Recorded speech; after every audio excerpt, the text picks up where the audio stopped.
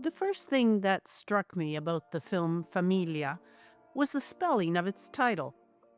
Hi, and welcome back to Bits and Bytes on Italian cinema and other stuff. So, here's a film that's worth talking about Familia, a 2024 film directed by Francesco Costabile.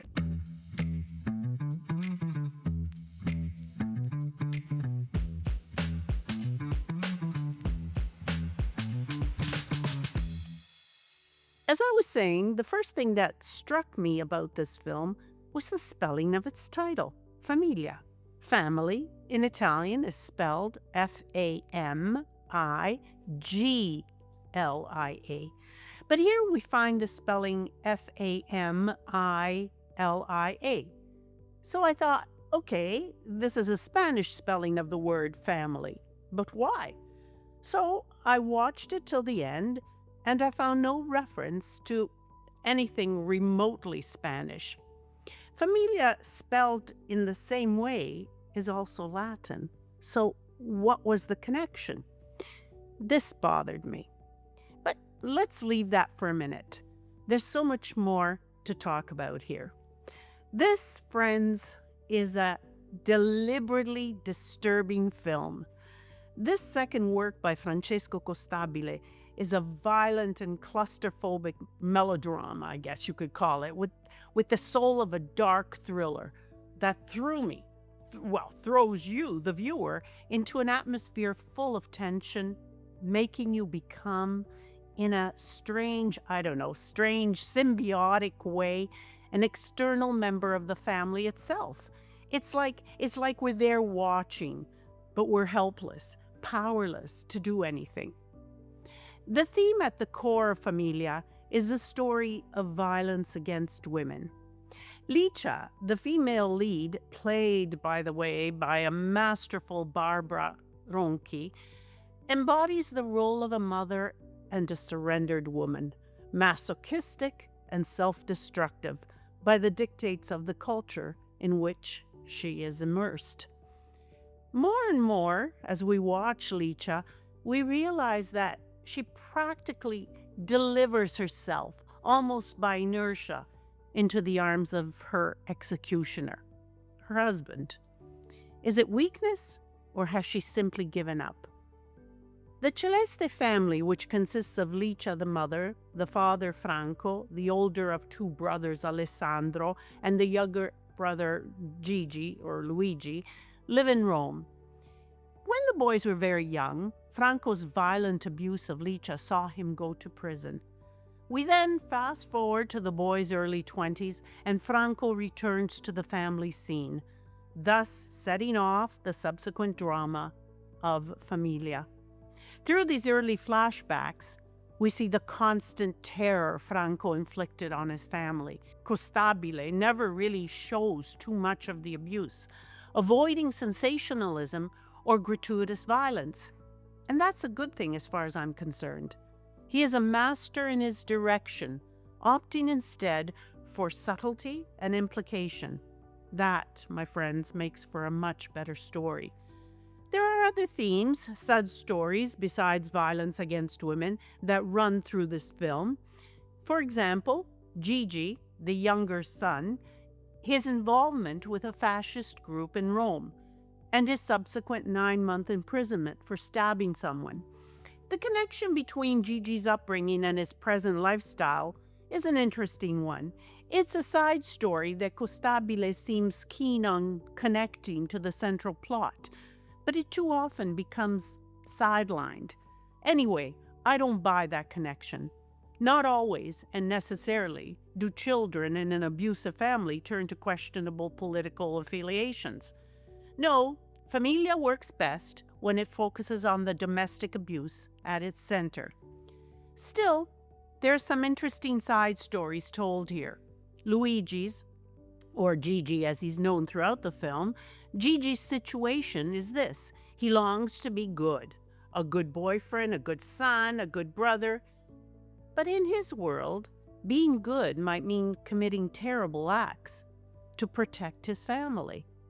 By the way, The actor who plays Luigi is really, really good. As an aside, he has just been nominated for Best Actor for the David Di Donatello Award, the Italian Oscar.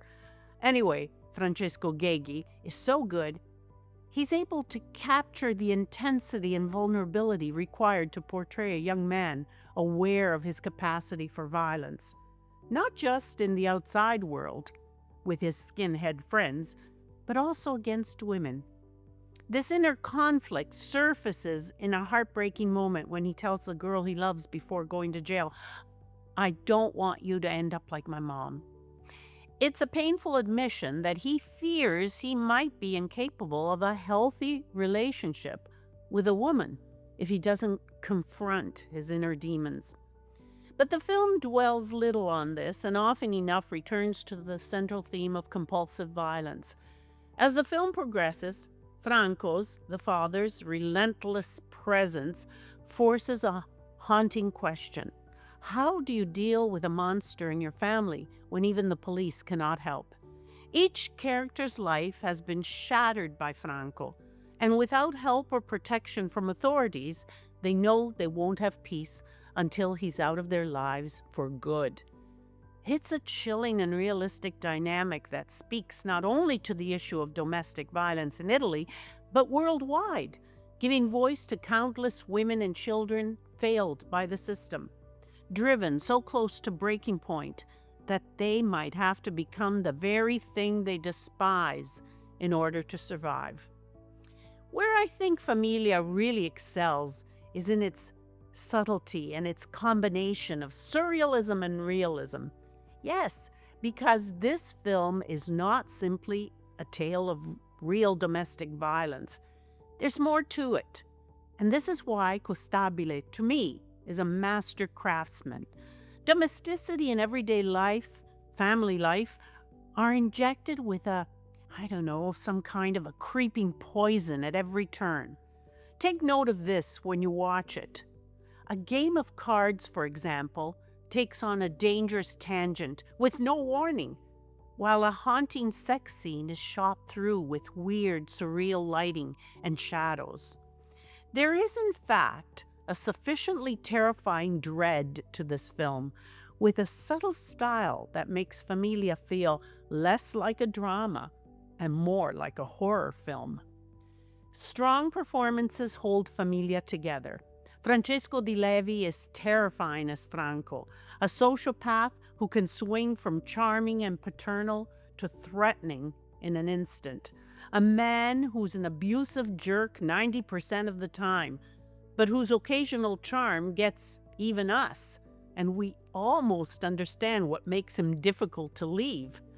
Geez, I've seen this guy everywhere lately, most recently in Netflix film The Children's Train, mixed by Eri, L'ultima notte di amore, both shown at our ICFF festival, Nostalgia, and even on TV in the Vincenzo Malinconico series.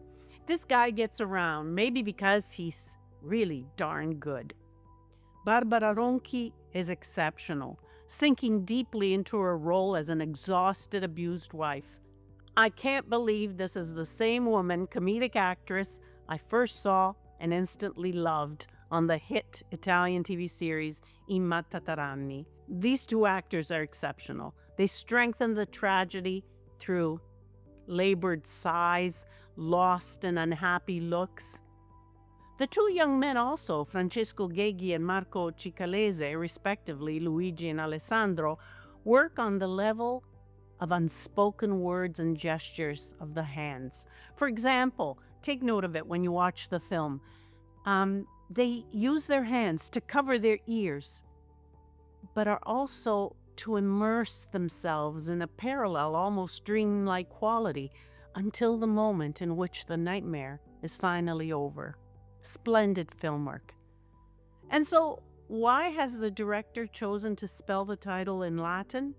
Well, the title of the film, as stated by Costabile himself, recalls the etymology, that is, the origin of the word, and the concept of pater familias, from Latin, which recall specifically patriarchy, that is, the head of the ancient Roman household who held significant authority and legal rights over his family, including his wife, his children, and his slaves.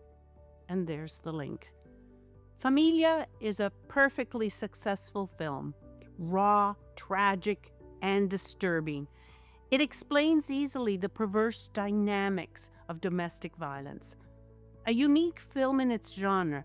At least, I can't associate it with any film I've seen so far. It doesn't involve you. It literally overwhelms you.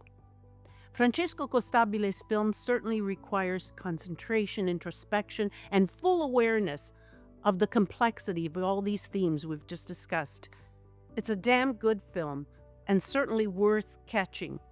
It's being shown at this year's ICFF Festival. So, go see it. Till the next time.